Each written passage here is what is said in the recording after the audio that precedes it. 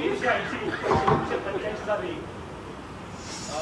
15 आणि 16 आमदार असताना पण तुम्हाला मुख्यमंत्रीपद दिलं होतं आणि कायद्यात तशी संख्याबाजी कुठली तरतूद करताना आपण अद्याप तुम्ही चुकीच्या ठिकाणी प्रश्न विचारताय.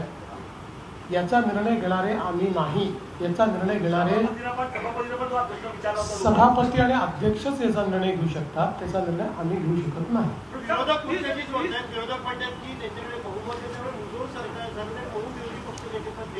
असं आहे की विरोधक कशाशी आम्हाला जोडतात त्यांना आम्हीच दिसतो. जसं शिंदेसाहेब म्हणाले जळी स्थळी काष्टी पाषाणी आम्हीच दिसतो. त्यामुळे प्रत्येक गोष्टीशी आम्हाला जोडतात. पण तुम्हाला हे माहिती आहे विरोधी पक्षनेता घोषित करण्याचा अधिकार सरकारचा नाही. तो अधिकार हा सभापती आणि अध्यक्षांचाच आहे.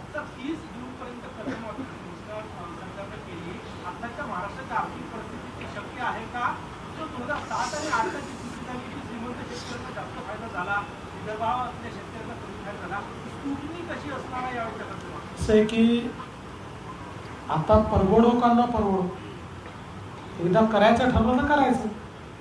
त्याचा फार विचार करायचा नसतो. कारण शेतकऱ्यांना द्यायचं म्हटलं तर आता जसं मार्ग निघेल तसा काढू. त्यामुळे आता जी घोषणा केली आहे त्या घोषणेवर आम्ही पक्के आहोत. ती योग्य शेतकऱ्यांना आणि ज्याला आपण म्हणू शकतो पात्र शेतकऱ्यांनाच मिळाली पाहिजे.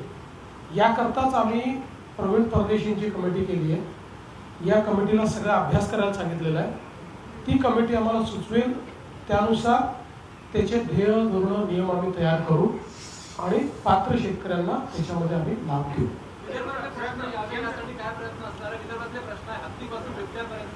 आणि सगळे जे प्रश्न आहे विदर्भाच्या या कोपऱ्यापासून त्या कोपऱ्यापर्यंत वन्य प्राण्यांचा जो प्रश्न आहे त्या संदर्भामध्ये काय होणार आहे? निश्चितपणे वन्य प्राण्यांच्या प्रश्नावरही आम्ही समर्पक उत्तर देऊ. कारण त्या संदर्भात एक पॉलिसी आपण तयार केलेली आहे.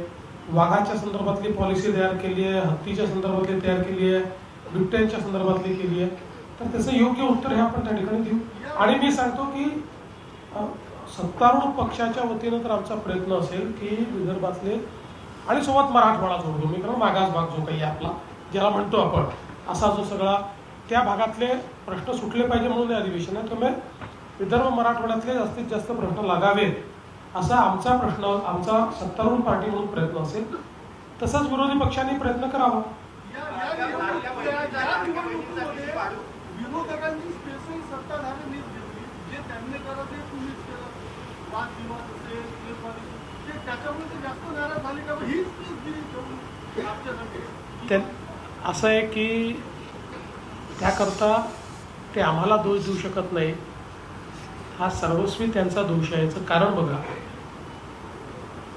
नगरपालिकेची निवडणूक ही कार्यकर्त्यांची निवडणूक असते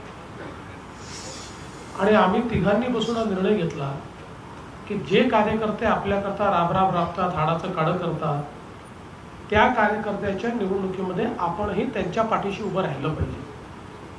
4-4, 5-5 वर्षाच्या गॅप नंतर निवडणुका होत होत्या. कार्यकर्त्यांची अपेक्षा मोठी होती.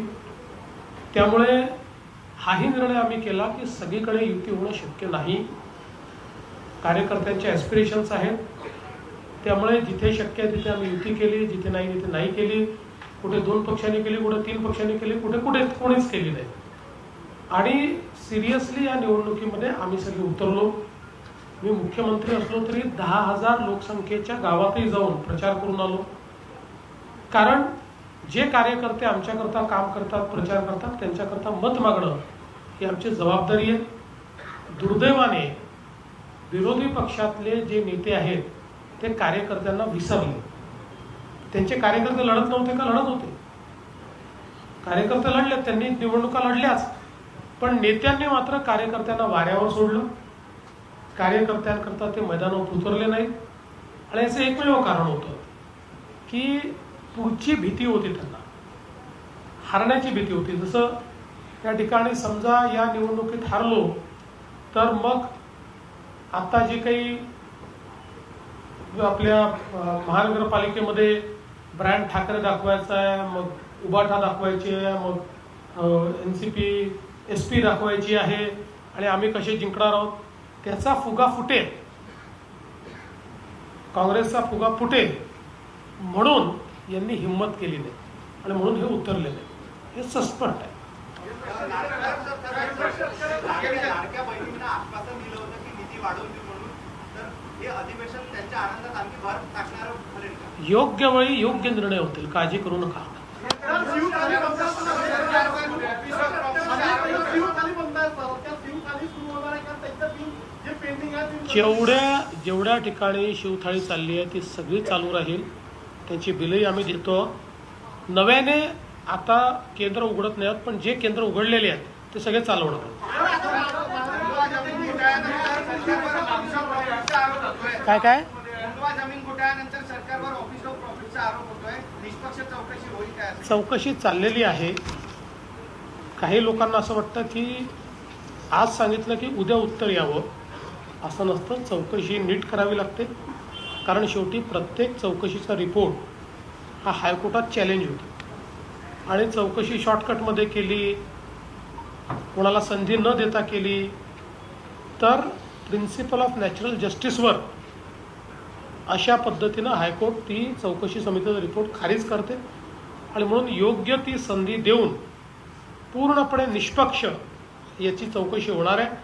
आत्तापर्यंत आपण बघा, अतिशय वेळेत या संदर्भात FIR दाखल झालेला आहे.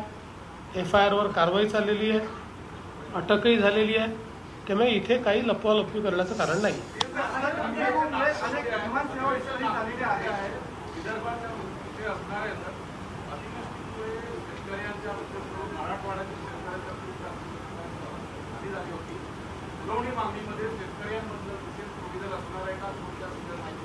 आम्ही त्याचे पैसे ऑलरेडी देऊनच टाकले. हे जे आम्ही घोषणा केली होती त्याचे पैसे दिले आहेत, त्याची तरतुदी आम्ही केली आहे. त्यामुळे आता त्याची पुन्हा तरतूद करण्याची आवश्यकता नाही. त्यात काही कमी पडले असतील तेवढेच येते.